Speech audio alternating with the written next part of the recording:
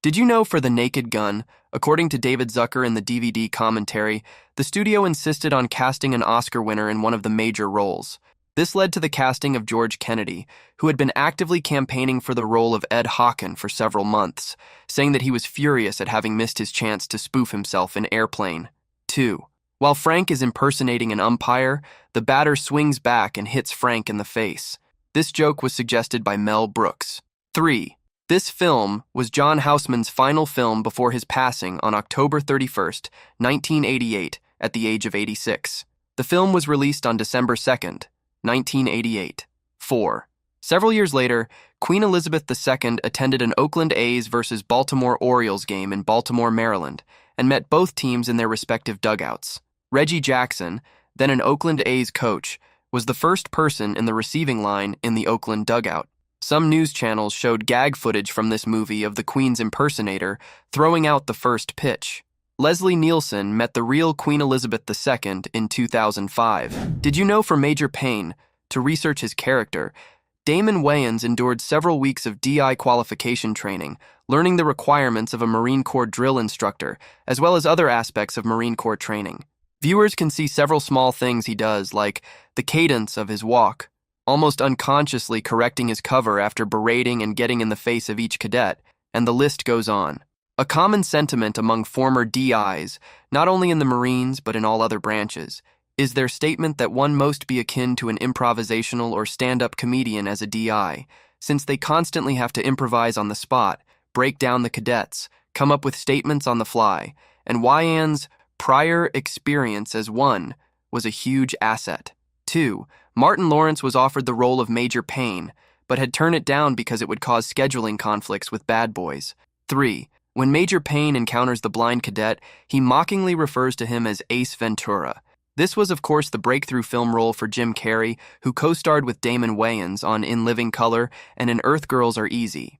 Did you know for Field of Dreams, James Earl Jones decided to do the film after his wife read the script and became mesmerized by Man's People Will Come speech. Both joked they had concerns that the scene would be cut from the film. 2. Ray Liotta had no baseball experience and batted right-handed, although Shoeless Joe Jackson was a lefty. Phil Alden Robinson allowed Liotta to bat with his right, but still put him through several weeks of extensive training with University of Southern California baseball coach and former Brooklyn Dodger Rod Dedeaux in order to be convincing as one of the sport's greatest hitters. Liotta did attempt to play as the real Jackson did, batting lefty and throwing righty, but the reverse of both was so much more natural for him, and he eventually developed a good swing. The scene where he hits a line drive straight back at Kevin Costner actually happened. Costner's fall on the mound was real, and although it was a surprise, he stayed in character.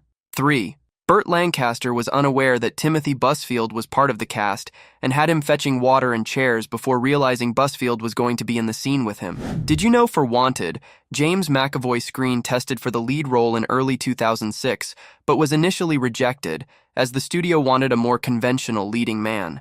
He was later recalled when the producers decided that his character was more the runt of the litter. The studio ultimately changed its mind and wanted someone geeky. McAvoy got the part. 2.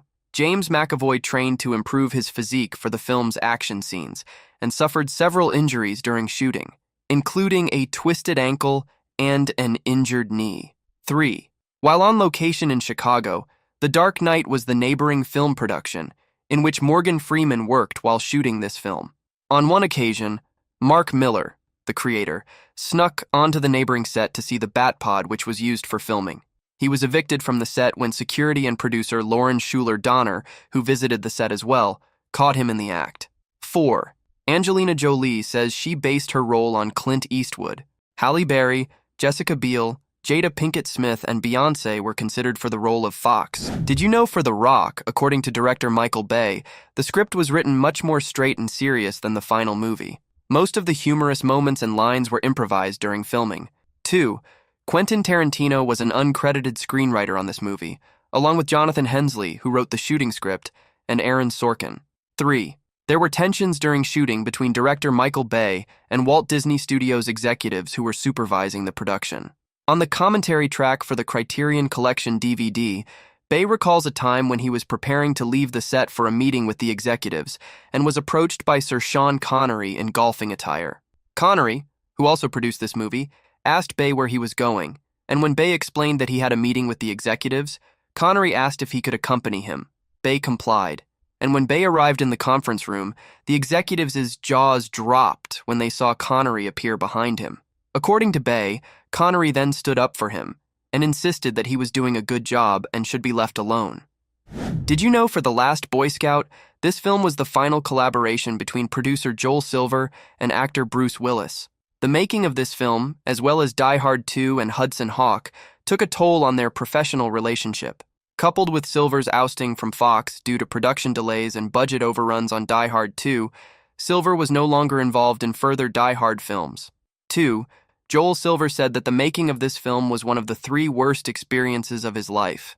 Tony Scott also spoke about how miserable production was, largely because Silver and Bruce Willis took over the production, altered parts of Shane Black's script, and made him shoot scenes he hated under threat of being fired and having to forfeit his salary. 3.